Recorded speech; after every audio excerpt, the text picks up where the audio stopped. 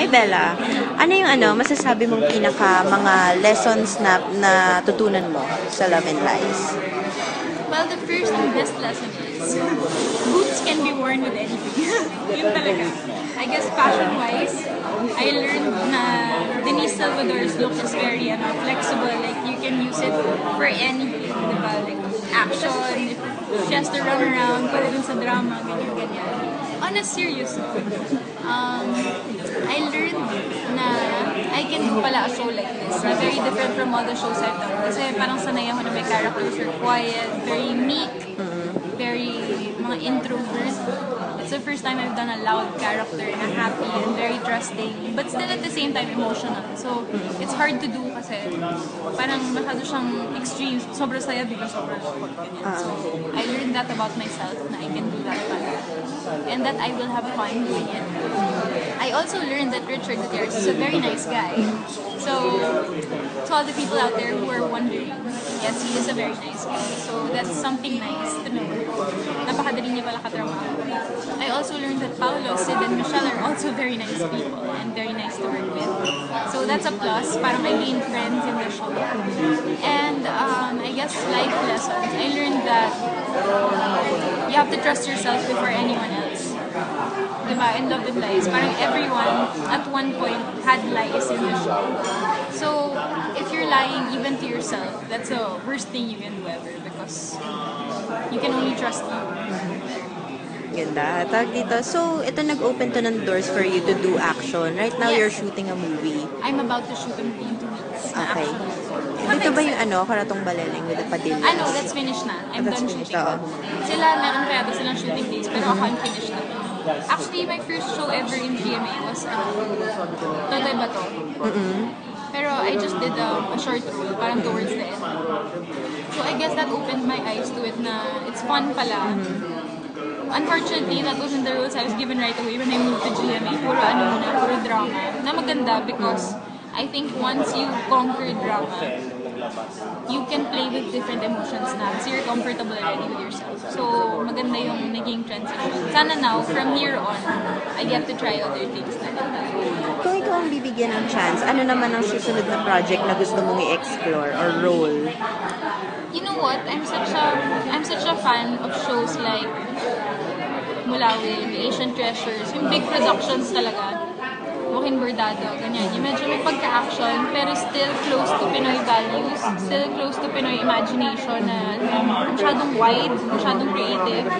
So sana they do a show again like that in GMA. Or parang Encantadia, na talagang I want to be in a colorful set for a change. Kasi I haven't done a fantasy yet. Puro real-life drama. Actually, Minsan parang sobrang heavy, like Magdalena. So, I want to try something colorful for a change, but still meaningful. Tingin mo ano yung nakikita nila sa'yo? Bakit madalas ka nilang makast sa mga true-to-life drama more than mga fantasy?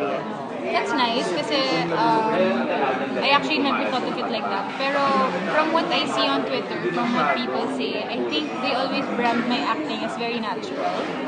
So I'm not sure, pero kasi you can't critic yourself. I mean, it's always gonna be super bad or super good. Diba? When you see yourself, that was so bad or ganyan. Pero based on what people say, they like it kasi I always hit the right spot. And hindi kasi ako fan ng nagpapatulo ng luha ng walang sense. Yung iiyak ka pero hindi mo nararamdaman. Kailangan na yung motivation. So ano yung motivation mo? It depends on the scene. Alam nyo, one trivia about me is all my scenes are scored in my head. So, yeah. So every scene na I do, kahit maliit na scene lang, naghahanap ako ng kanta sa iPod ko na bagay. So alam na nila yan. Today, ayan, napapakinggan nila yung iPod niya, ganyan. Tapos titingnan nila, ano yung pinapakinggan mo ganyan? So papakinggan nila. Parang gusto ko lagi may scoring. Lagi ako may movie in my head na parang ito yung nangyayari, yung mga pasabog sa gilid, ganyan. Tapos ito yung soundtrack. So, I think kinukuha nila ako sa real life drama because I don't do soap opera acting na yung talagang pakundo yung diba? Parang I try to make it more minimalistic but still realistic. I'm not sure if that's how it comes out, pero that's how I think. Actually, kaya siguro yun rin yung nakikita nila.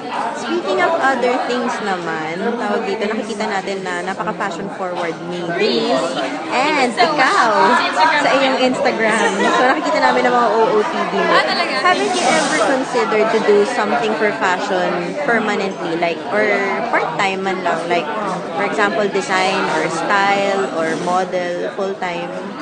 Actually, I like thinking of putting outfits together, but I don't draw well. I'm not gifted in that department.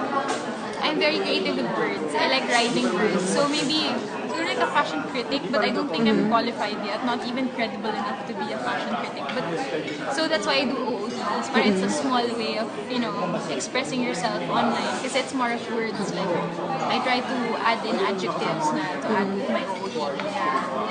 Minsan funny, minsan just appropriate, ganyan. Pero, para mapasok ako sa line ng fashion talaga, parang there are so many creative Filipinos out there who need the spotlight that I don't even want to think of stealing it from them because I'm not that talented in that department. So, let's leave it to them.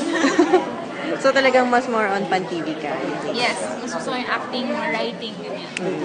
Yeah, talagang outlet lang ang OOTDs and fashion shows. Tsaka nakakatuwa kasi there are so many online shops who are so kind to the artists, not just me, but a lot of Kabuso artists, and even other artists, na they like sending us gifts. Like this one, this dress I'm wearing now. Thank you so much. There. Thank you so much to Style Staple for my dress. And I went to a bazaar lang to support a friend, or stall ko a friend. Tapos, pagdaan ko sa middle ng mga stalls, ang dami nagbigay sa akin ng clothes. Like, this shop gave me like a lot of maxi dresses. So, it's so sweet na they want to see it lang on you. Kaya ako lagi nag-OOTD. Actually, hindi naman ako ma-OOTD dati. Pero ang ginagawa ko lang, it's like my way of saying thank you also to the online shops who like giving us gifts. Like my earrings also. So, yeah. So, yun. Nakakatuwa lang kasi ang dami mo na akong package. Pag-uwi mo na yung pag-visit, hey, there's a package!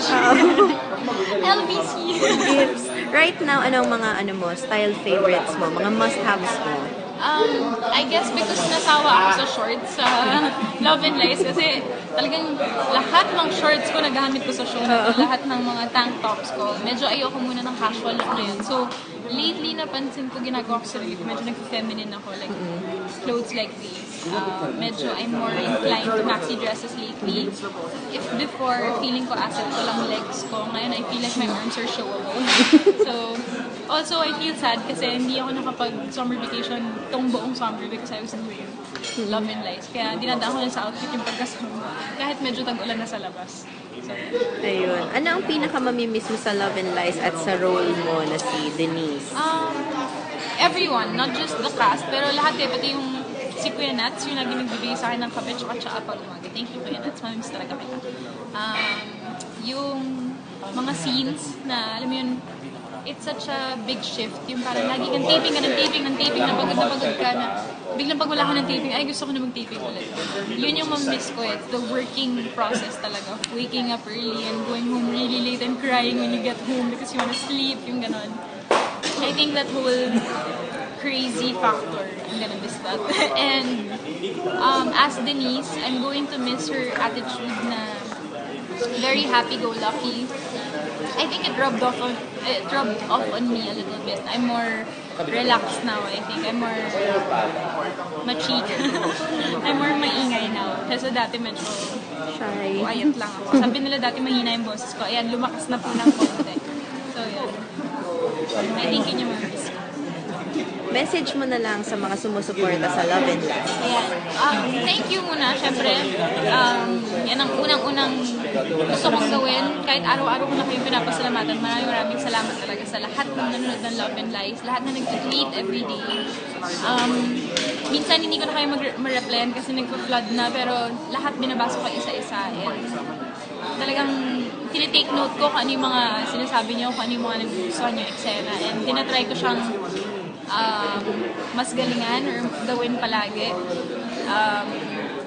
Thank you kasi lahat, pati the smallest detail na papansin nyo, pati sapatos ko na papansin nyo sa show. So nakakatuwa. And lahat ng gumawa ng Denise Salvador look, thank you so much. I loved all your outfits. Your own OOTDs are very inspiring.